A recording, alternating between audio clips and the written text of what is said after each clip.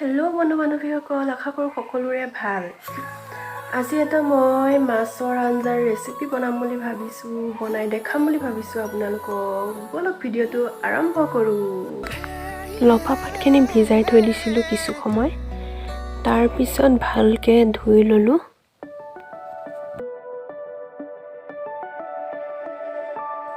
খচি খচি ধুলোঁ।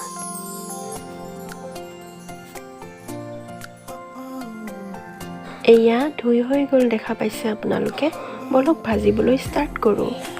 এতিয়া গেছত কেৰাহীটো বহাই লওঁ। তাৰপিছত মই গেছটো অন কৰোঁ।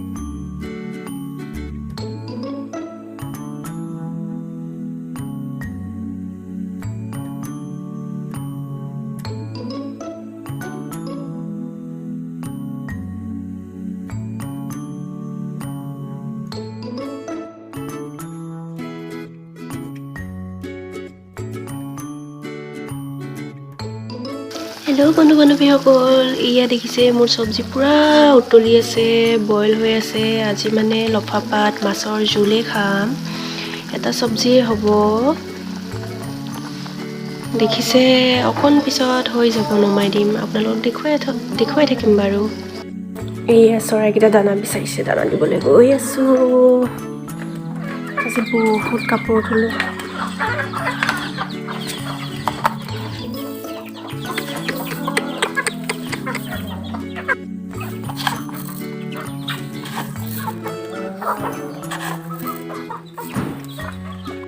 হেইয়া আমাৰ চব্জি ৰান্ধি আছে আমাৰ ৰান্ধনী বাইদেৱে। কি চব্জি বা আজি? লফা পাত মাছ। লফা এণ্ড মাছলি। ক'ৰ পৰা পালা লফাটো আৰু মাছলি? মজা, এই মজা। মোৰ কাৰণে 2 পিচ দিবা দেই। ঠিক আছে বাৰু। হেল্ল' গাইজ, এয়া দেখিছে আমাৰ ভাত বাঢ়ি আছে, লগতে এয়া লফা পাত আৰু মাছৰ চব্জিটো। কেনেকুৱা পালে ক'বচোন, ভাল লাগিলে কমেণ্ট ছেকশ্যনত জনাব। ভিডিঅ'টো শেষলৈকে চোৱাৰ বাবে ধন্যবাদ। লগতে চেনেলটো লাইক, কমেণ্ট, ছাবস্ক্ৰাইব কৰিবলৈ নাপাহৰিব।